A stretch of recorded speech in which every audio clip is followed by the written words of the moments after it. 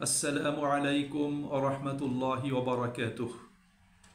সুপ্রিয় মুমিন মুসলিম ভাই ও বোনেরা, আমাদের মহান রব আল্লাহ তাআলা বলেন, ওয়ালানাবলুওয়ান্নাকুম বিশাইইম মিনাল খাউফি ওয়াল জু'i ওয়া নাকসিম মিনাল আমওয়ালি ওয়াল আনফুসি ওয়াস সামারাত ওয়া বাশশিরিস সাবিরিন আল্লাযীনা ইযা আসাবাতহুম মুসিবাহ ক্বালু ইন্না লিল্লাহি ওয়া ইন্না ইলাইহি রাজিউন। আমি অবশ্যই তোমাদেরকে পরীক্ষা করব, ভয় ভীতি দিয়ে, ক্ষুধা অনাহার দিয়ে, অর্থ সম্পদ, জীবন প্রাণ এবং ফল ফসলের ক্ষয়ক্ষতি দিয়ে। তবে সুসংবাদ প্রদান করো তাদেরকে যারা এ ধরনের পরীক্ষায় নিপতিত হয়ে ধৈর্য ধারণ করবে। আর প্রকৃত ধৈর্যশীল তো তারাই যারা পরীক্ষায় নিপতিত হয়ে স্বতঃস্ফূর্তভাবে মনের এই অভিব্যক্তি ব্যক্ত করবে যে নিশ্চয়ই আমরা আল্লাহ পাকের নিকট থেকে আগত, আমরা আল্লাহ তাআলার জন্য এবং আল্লাহ পাকের কাছেই আমাদের ফিরে যেতে হবে। সম্মানিত ভাই এবং বোনেরা, মানুষের জীবনে দুঃখ কষ্ট, ব্যথা বেদনা, বিপদ আপদ এটা অনেকটা জীবনেরই অংশ। দুনিয়াতে চলার পথে মানুষের জীবন সবসময় একরকম থাকে না, একরকম যায় না। কখনো আল্লাহ রাব্বুল আলামিন মানুষকে পরীক্ষা করেন এবং পরীক্ষা করে আল্লাহর প্রতি মানুষের অনুরাগ ভালোবাসা, আল্লাহ পাকের প্রতি মানুষের আস্থা বিশ্বাস, আল্লাহ পাকের প্রতি আত্মসমর্পণ, আল্লাহ পাকের সিদ্ধান্ত এবং ফয়সালাকে মেনে নেওয়া না নেওয়া, এই বিষয়ে আল্লাহ রাব্বুল আলামিন একটু যাচাই বাছাই করেন। এজন্য হাদিসে বর্ণিত হয়েছে, আসাদুল বালা বালাউল আম্বিয়া, যে আল্লাহ রাব্বুল আলামিন নবী রাসূলদেরকে সবচেয়ে বেশি পরীক্ষা করেছেন। তাদেরকে আল্লাহ রাব্বুল আলামিন সবচেয়ে বড় বড় বিপদ আপদ আল্লাহ পাক প্রদান করেছেন। যে কোনো জিনিসকে খাঁটি করতে হলে যেমন সেটাকে আগুনে পোড়াতে হয়, যে কোনো ধাতু, বিশেষ করে সোনা, লোহা বা অন্য যে কোনো ধাতু, এটাকে খাঁটি করতে হলে এবং সেই ধাতু থেকে আপনার গিয়ে খাদ এবং ময়লা বের করে দেওয়ার জন্য আগুনে পোড়া দিতে হয় এবং হাতুড়ি দিয়ে লোহার পিটুনি দিতে হয়।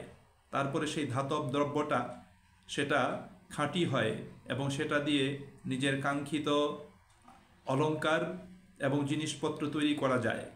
আল্লাহ রাব্বুল আলামিন ও মুমিনদেরকে খাঁটি করার জন্য তাদের জীবন থেকে, তাদের কর্ম থেকে, তাদের আচরণ, তাদের বিশ্বাস আকীদা থেকে ময়লা আবর্জনা বের করে দেওয়ার জন্য আল্লাহ তাআলাও তাদেরকে পরীক্ষায় ফেলেন।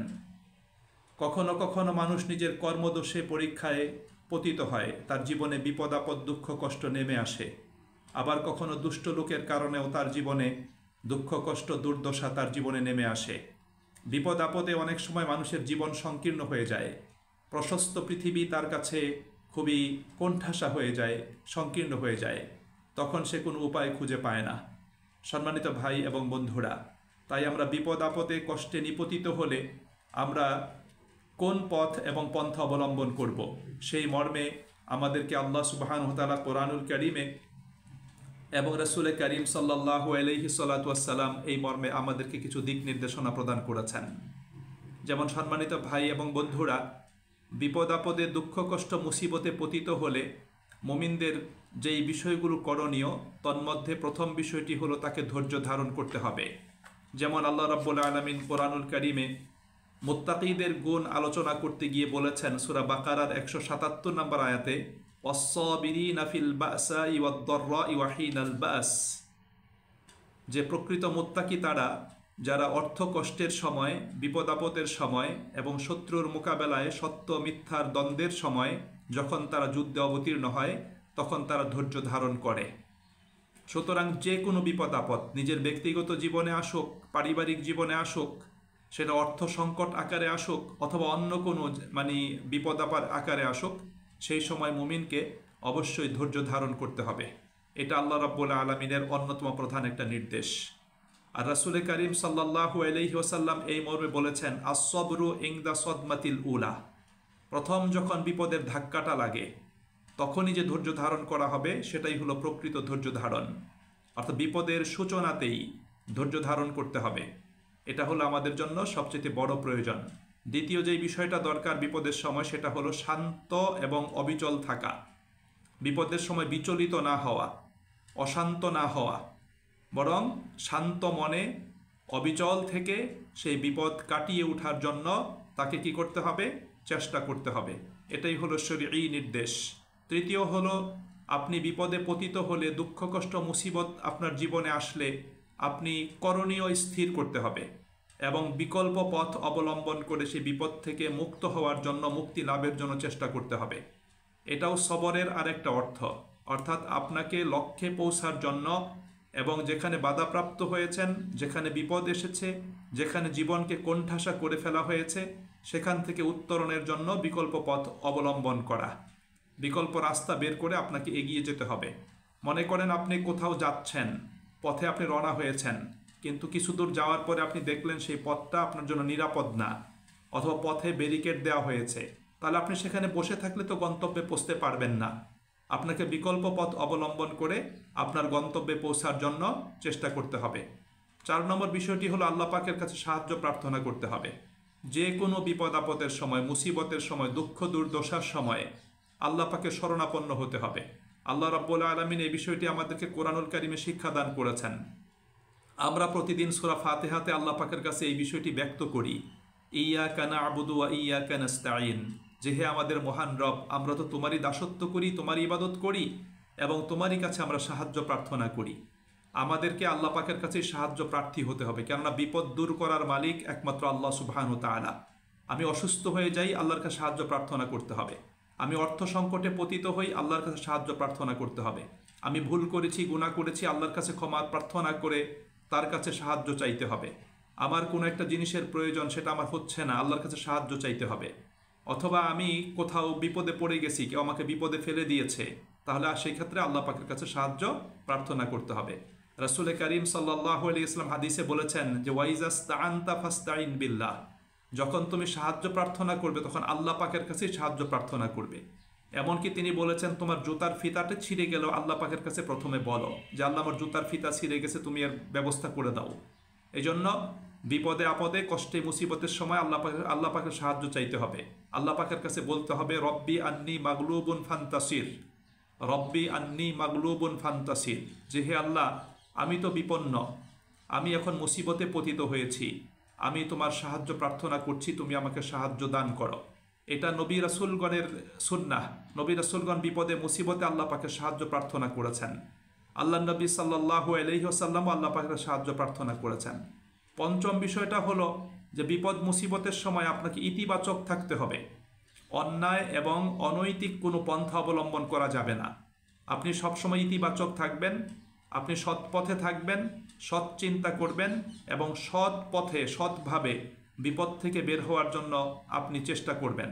সেই বিপদ থেকে বের হওয়ার জন্য অন্যায় এবং অনৈতিক কোনো পথ এবং পন্থা অবলম্বন করা শরীয়ী দৃষ্টিকোণ থেকে জায়েজ নাই। আপনাকে সঠিক পথ ধরেই এগুতে হবে। এবং আল্লাহ পাকের উপর ষষ্ঠ বিষয়টি হলো আল্লাহ পাকের উপর তাওয়াক্কুল করতে হবে। সব সময় আল্লাহ পাককে কর্মবিধায়ক হিসাবে মানতে হবে। মনে করতে হবে যে বিপদে আমি পতিত হয়েছি, এটা আমার ত্রুটি বিচ্যুতির কারণেই হয়েছে, অথবা আল্লাহ আমার ইমানের পরীক্ষা নিতে চাচ্ছেন।